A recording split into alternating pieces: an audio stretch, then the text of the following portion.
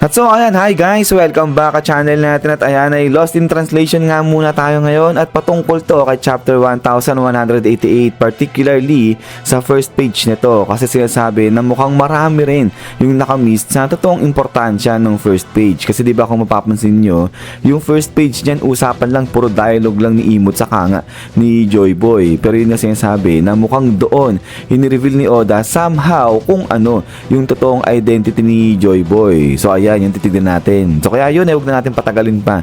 Simulan na nga natin yan. At ito nga sa nakalipas ay sa may first page, ito nakasulat lang nga dyan yung mga usapan ni Joy Boy o yung dialogue ni Joy Boy sa nga ni Imu. At ito nga, nakahirigana yung ginamit ni Oda sa pagsulat dyan sa mga dialogue nga nilang dalawa. At ito ngayon, yung English translation yan. So now, ito na yung sa may Lost in Translation natin. At sabi nga rito, long tweet. So yun sa medyo mahaba.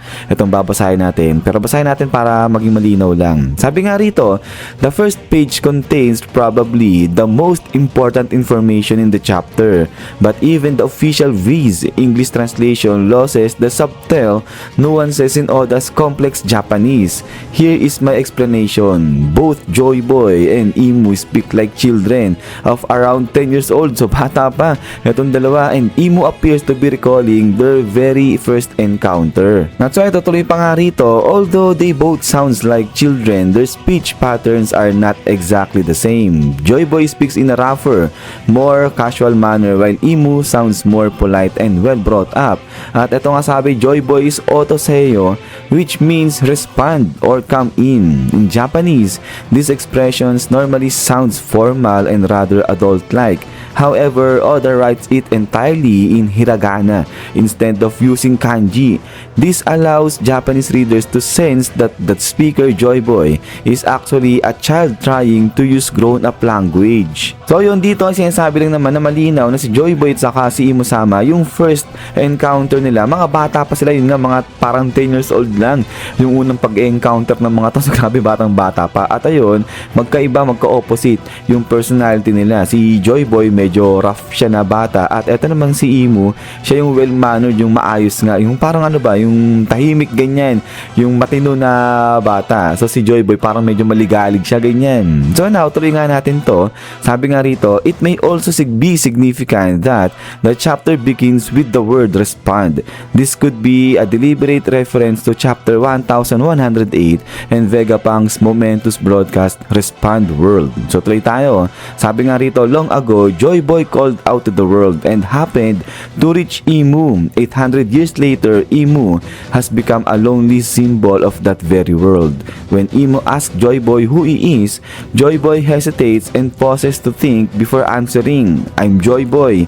This may suggest that Joy Boy is not his real name and that for some reason, he did not want to reveal his true name or identity. At lastly, ay ituloy na nga natin yan. Sabi nga rito, after Imu introduces themselves, the line ends with 2 exclamation marks, whereas Joy Boy's introduction ends with 3. This indicates that Joy Boy is speaking more loudly than Imu. So ayan yung sinasabi na somehow ni-reveal ni Oda yung secret identity ni Joy Boy. Pero kung tutusin parang di naman na-reveal ni Oda yung sa totoong identity ni Joy Boy. Kasi ayun, parang secret pa rin. Wala tayong masyadong nakuhang info nga dyan. Pero siguro yung the fact na sinabi nga rito na parang mga bata pa, itong dalawa si Joy Boy saka si Imu yung sa first encounter nila, yun nga, mga 10 years old pa lang yan. Parang huge info na rin yan. At itong si Joy Boy, parang siya pa nga yung kauna-unahan nakapag-reach out dyan kay